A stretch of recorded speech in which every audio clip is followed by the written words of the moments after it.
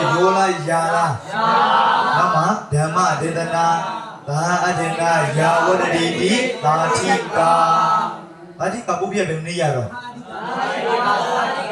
ပရမစမနည်းရကြတယ်နော်ဘာတိကနဲ့သူအတိကာရပြီအဲဆိုရှင်းတော့ဟုတ်လားဤကမနာလဲစနဲ့ဘာလာမလို့အာလာပြီးလို့ရှိရင်မနောဘာလာမလို့အာလာဘာဓာတုတော့ဝါစီဓာတုဘုရားမလားဗျာယောလာယာလာ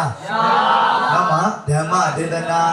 သာအတေနာယာဝတ္တိတိသာတိကာဘာတိကပုပ္ပိယဘယ်နည်းရတော့